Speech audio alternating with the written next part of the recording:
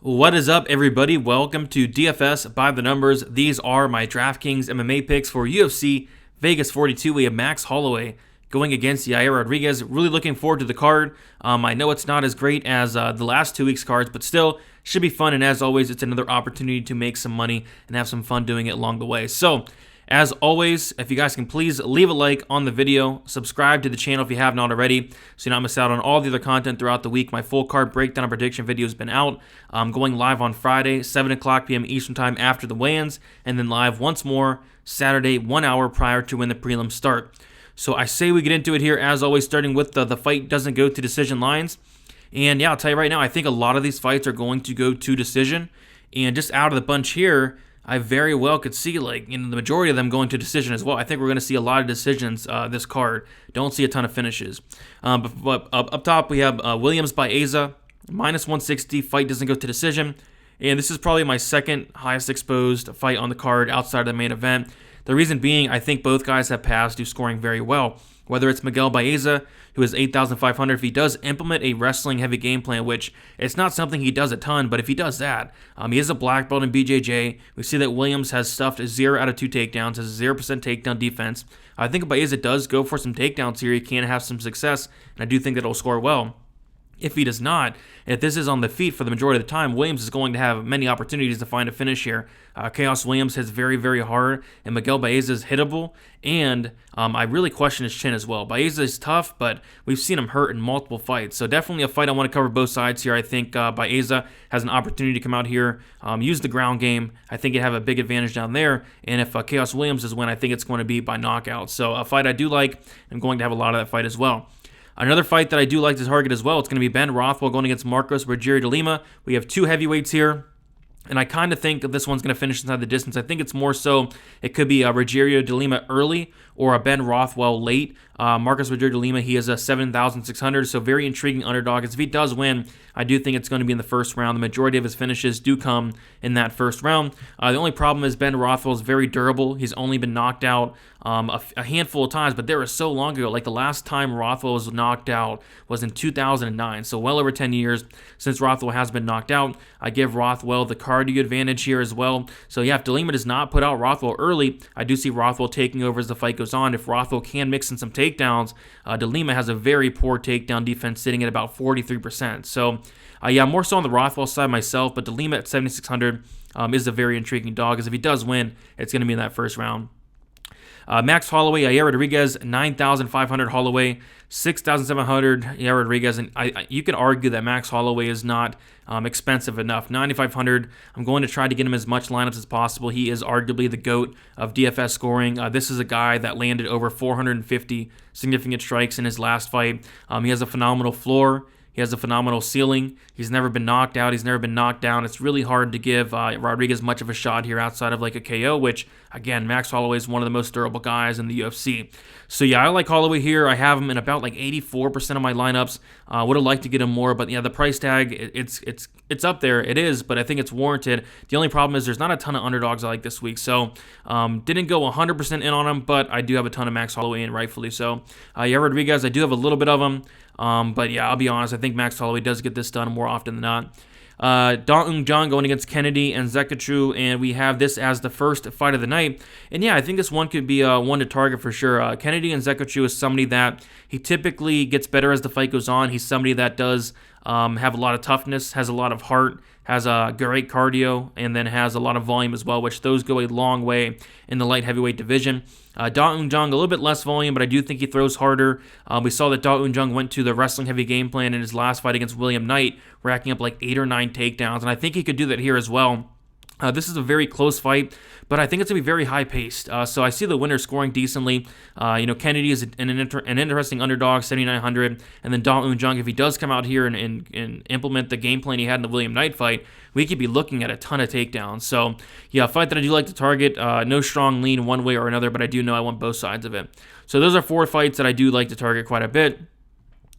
Core plays, we'll start with Max Holloway, 9,500.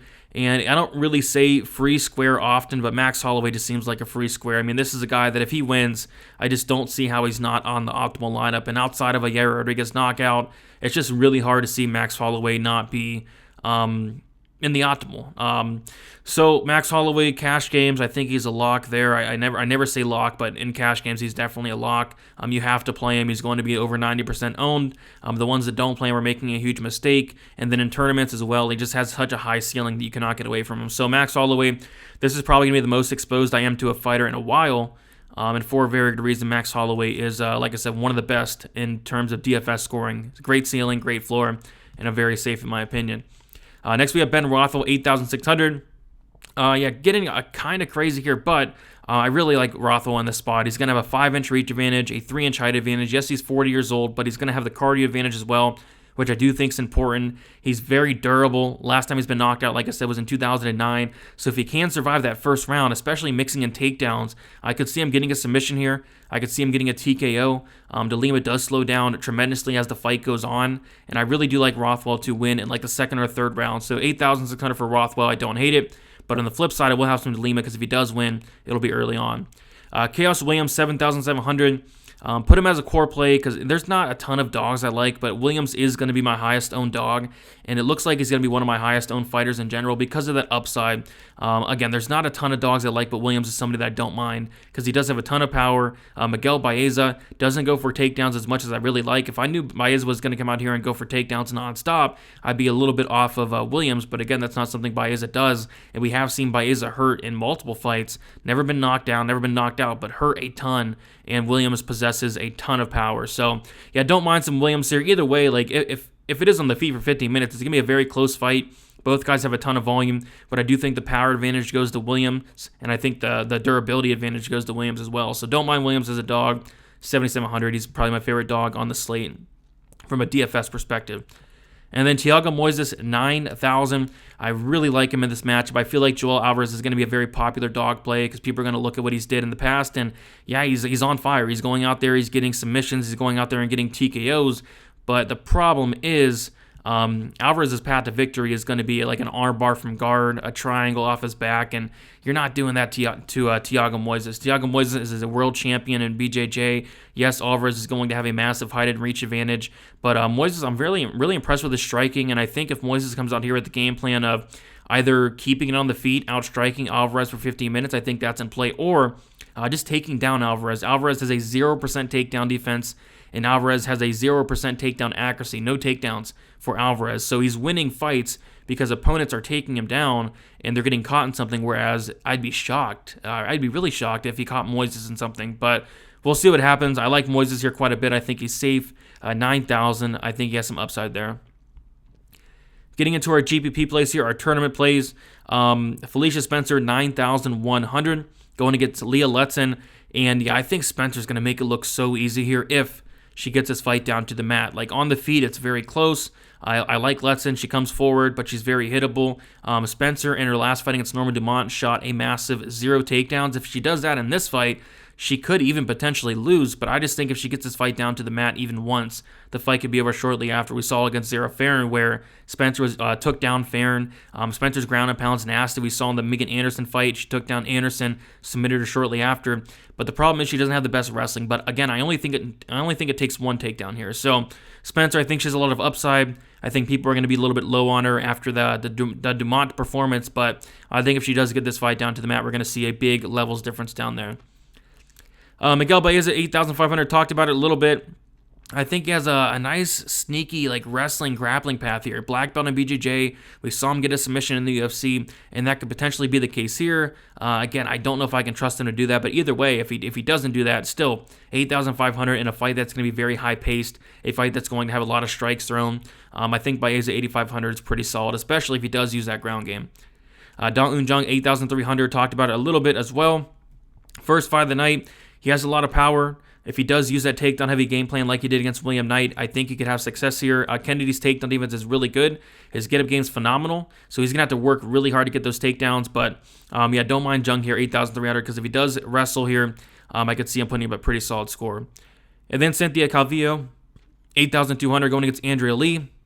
Yeah, same thing here. If Calvillo comes out here with the game plan of, I'm going to take down Andrea Lee, nonstop, I could see a very high score here at probably low ownership as well. Andrea Lee, 57% takedown defense.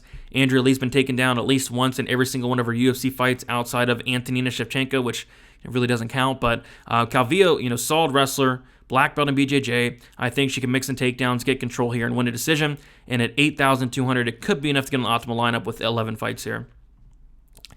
Getting into our live dogs, Kennedy and Zekachu, 7,900. He's the definition of a live dog. He has heart, he has cardio, he has toughness, durability, and Dong Jung, if he does go to the wrestling game early, maybe Dong Jung does slow down as the fight goes on. Kennedy's somebody that does not slow down. He gets better and better as the fight goes on.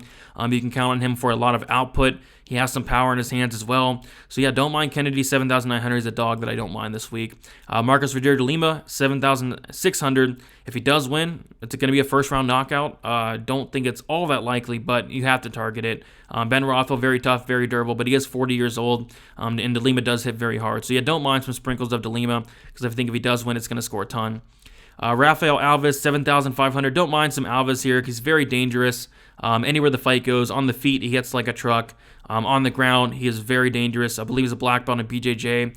Mark D. Casey has been submitted before by Dan Hooker. So yeah, on the feet, Alves is going to have opportunities to potentially hurt D. Casey. And on the mat, Alves is going to have potential to potentially submit D. Casey. So yeah, don't mind some shots on Alves. I think if he does win, it's inside the distance. And then Joel Alvarez, 7,200. I think he is sub or bust, and I'd be kind of shocked if he did submit Moises here.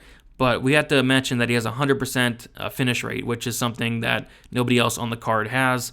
So we got to talk about him here. 100% finish rate for Alvarez. If he does win, it's safe to say that it's inside the distance. I don't think it's likely he wins. I'm very high on Moises this week, but at 7,200, you got to target a guy with a 100% finish rate, although I don't think he's going to win. If he does, it's going to score a ton. Getting into our pump plays here, Colin England, 7,000. Yeah, I'm not picking him to win here, but if he does win, it's going to score a lot. Sean Woodson, his takedown defense is great. His get-up game is even better. If Colin England comes on here and wrestles, he could potentially rack up a good score.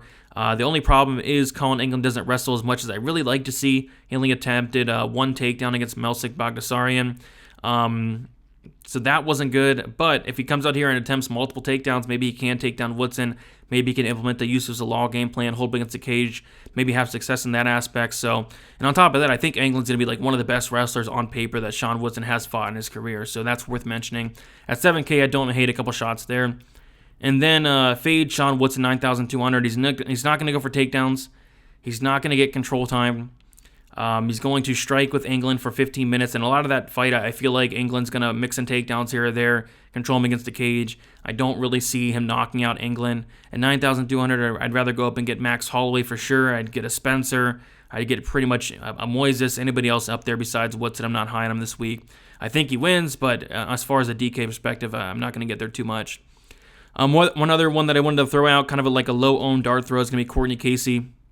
Courtney Casey is 8,800, and she actually has a pretty solid finishing rate, finishing 7 out of her 9 wins, 77% finish rate, and Jojo has been finished in 3 of her 4 losses. I don't think Jojo is UFC caliber. I think Casey can finish this one by sub or knockout. I think Casey wins inside the distance here. So Casey, kind of a sneaky play I wanted to throw out there before we go end the video here.